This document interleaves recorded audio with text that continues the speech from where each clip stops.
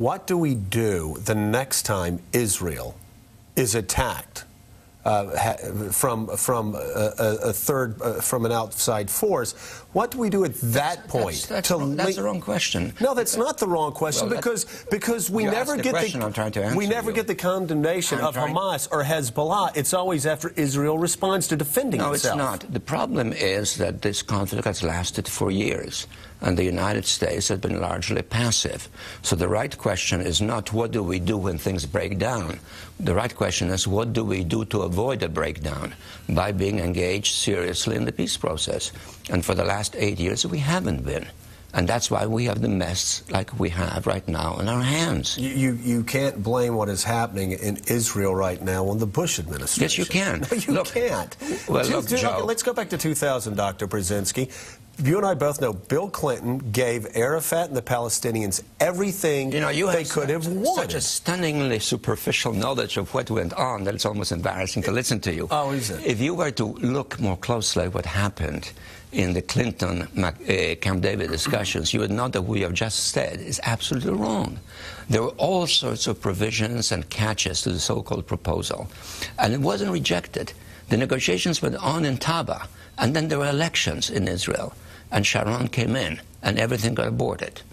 In the last 8 years, we had a policy in which we have proclaimed an interest in peace.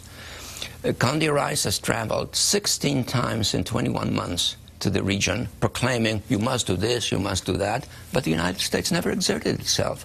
So the issue that Obama faces, and that's a question that you raised, is, are we going to be sitting there issuing condemnations, whether it's of Hamas or of Israel or of anybody else, or are we going to be seriously engaged in the peace process? That is the question. We have another block, and I'm very excited about that because I'm stunningly superficial. Chief, I look forward to you educating me and the rest of America. Hold on, the rest of America and the rest of the foreign policy community who have said time and again Arafat walked away from the best deal he could have got, and that the Palestinians never miss an opportunity to miss an opportunity. You're repeating slogans. You're repeating slogans. He did not walk away.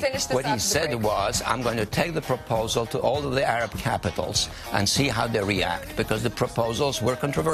And then negotiations went on, even after Christmas, where Clinton and Arafat met, and they were going on in Taba in January, after Clinton was already leaving office, and then the process got aborted. It's helpful to know a little bit about it. This very exciting, Chief, that you know things that the rest of the international community doesn't know. If you're going to judge your knowledge by the sort of collective standards of 300 million people, then don't be surprised that you're embarrassed. I'm not embarrassed. I read the New York Times and the Washington Post and Foreign Affairs. You know what I'm going to do? I'm going to throw those away, and anytime I have a question, I'm going to call you up. Let me spell it to you. T-A-B-A, Taba negotiations. Look them up. It will be helpful. I'll do that, and I'll throw out papers and Foreign Affairs and everything else I read. All right.